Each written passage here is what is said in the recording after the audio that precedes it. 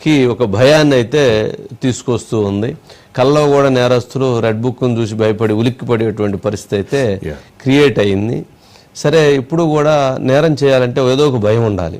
Police అంటే అదొక భయం. అట్లాగే ఇప్పుడు రెడ్ బుక్ అంటే నేరం చేసే వాళ్ళకి అదొక భయం, నేరం చేసి ఉన్నటువంటి వాళ్ళకి అదొక భయం, నేరం చేయబోయేటువంటి వాళ్ళకి అదొక భయం. ఆ భయాన్ని అయితే లోకేష్ గారు సృష్టించారు. అది ఉండటం అవసరం, సమాజానికి సామాన్య ప్రజలకి అది అవసరం. హరీష్ రావు గారు అన్నారా? కొందరు అధికారులు అత్యుత్సాహం ప్రదర్శిస్తున్నారు, మమ్మల్ని ఇబ్బంది పెట్టే ప్రయత్నం చేస్తున్నారు. కేటీఆర్ గారు కూడా చెప్పి ఉన్నారు, ఎవడెవడైతే అధికారులు ఇవాళ ఎక్సెస్ గా ప్రవర్తిస్తున్నారో మనం కూడా తప్పకుండా రెడ్ బుక్ లో రాసి పెట్టండి, వాళ్లకు తగిన గుణపాఠం చెప్తాం. అనవసరంగా అన్యాయంగా మా బీఆర్ఎస్ కార్యకర్తల్ని వేధించిన, అక్రమ కేసులు పెట్టిన దానికి తగిన మూల్యం. రెడ్ బుక్ అనగానే అక్కడి నుంచి కూడా సౌండ్ విపరీతంగా వచ్చింది. మొత్తానికి ఈరోజు హరీష్ రావు గారి పుట్టినరోజు. హరీష్ రావు గారికి ట్రబుల్ షూటర్ రాజకీయాల్లో, ఆయన్ని చూసి చాలా నేర్చుకోవాలి. ఒక రాజకీయ నాయకుల్లో ది బెస్ట్ 1, 2, 3లో ఒకరు ఆయన ఉంటారు. అలాంటి రాజకీయ నాయకుడికి నిజంగా చాలా నేర్చుకోవాల్సిన అంశం ఆయన దగ్గర. ఈరోజు ఆయన పుట్టినరోజు సందర్భంగా ఆయనకి జన్మదిన శుభాకాంక్షలు. సరే, వాళ్ళు ఏదో బ్యానర్లో అది చించేసారు, అది కూడా ఏదో పంచాయతీ నడుస్తుంది. సహజంగా రాజకీయాల్లో అధికారం ఉన్నప్పుడు ఒక రకంగా ఉండిద్ది, అధికారం లేనప్పుడు ఇంకో రకంగా ఉండిద్ది. బట్ రాజకీయాల్లో ఆయనకంటూ ఆయన ఒక 2 తెలుగు రాష్ట్రాల్లో ప్రత్యేకమైనటువంటి శైలి, ప్రత్యేకమైనటువంటి నేత.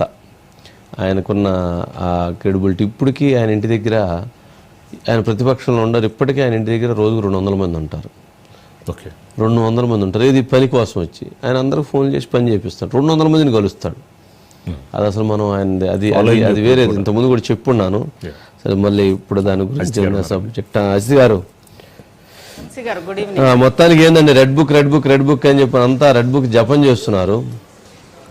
వంశీ గారు, రాజకీయాల్లో రెడ్ బుక్ ఒక ట్రెండ్ సృష్టించింది అని అనేది మనకు కనిపిస్తోంది. వంశీ గారు, గతంలో లోకేష్ యువగళం సందర్భంగా రెడ్ బుక్ అని చెప్పి ప్రస్తావించినప్పుడు ఆ రోజు కొంతమంది వైసీపీ నేతలు, కొడాలి నాని లాంటి వాళ్ళు, వీళ్ళందరూ రెడ్ బుక్ గురించి చాలా అవహేళనగా మాట్లాడారు వంశీ గారు. కానీ ఆ తర్వాత 2 రోజుల క్రితం సజ్జల రామకృష్ణారెడ్డి గారు ఆ రోజు రెడ్ బుక్ అంటే ఏందో అనుకున్నాము, ఇలా ఉంటది రెడ్ బుక్ అని అనేది మాకు తెలియదు అని చెప్పి కాకాని గోవర్ధన్ రెడ్డి గారిని పరామర్శించిన సందర్భంగా ఆయన బయటకు వచ్చి ఆ మాట మాట్లాడారు వంశీ గారు. ఇక వైఎస్ జగన్మోహన్ రెడ్డి గారు పదే రెడ్ బుక్ రాజ్యాంగం అని చెప్పి చెప్తున్నారు. సరే, అది ఒకవైపు. ఆ తర్వాత జగన్మోహన్ రెడ్డి గారే గతంలో ఒక సమావేశంలో కార్యకర్తలందరినీ కూడా అందరు కూడా బ్లూ బుక్లు తీయండి, బ్లూ బుక్లో నోట్ చేసుకోండి, మనం ఒక రెడ్ బుక్ కి ఆపోజిట్ గా ఎన్నో బ్లూ బుక్లు తీసుకొస్తామని చెప్పారు వంశీ గారు. అది ఒకటి. అంటే గతంలో రెడ్ బుక్ ని అవహేళన చేసిన వాళ్లే రెడ్ బుక్ ఇలా ఉంటది అని ఒకళ్ళు అంటే, ఇంకొకళ్ళు వచ్చి అసలు అధినేతే వచ్చి స్వయంగా బ్లూ బుక్లు సేమ్ అలానే అన్నారు.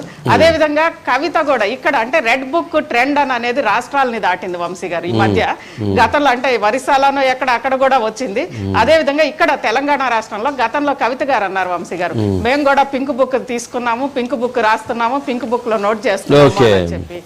ఎస్, ఇప్పుడు తాజాగా హరీష్ రావు గారు స్వయంగా అటు అధికారుల్ని, అదే విధంగా అంటే మమ్మల్ని వేధిస్తున్న బీఆర్ఎస్ నేతల మీద కేసులు పెడుతున్న అధికారులను గాని, పోలీసులు గాని అందరు కూడా అందరి పేర్లు మేము రెడ్ బుక్ లో రాసుకుంటున్నామని చెప్పారు. అంటే అనేది రాజకీయాల్లో ఒక ట్రెండ్ సృష్టించింది అనేది కనిపిస్తోంది. నెక్స్ట్ జూన్ 4న జగన్ కి గుండెపోటు దినం గ్రాండ్ గా జరుపునున్న నిరుద్యోగ జేఏసీ జరుపుతున్నారు.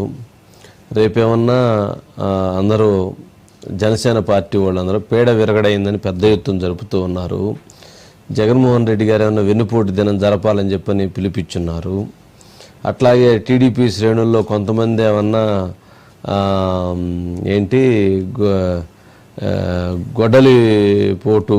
గొడ్డలి వేటు దినోత్సవం జరపాలని, చెల్లి నెట్టి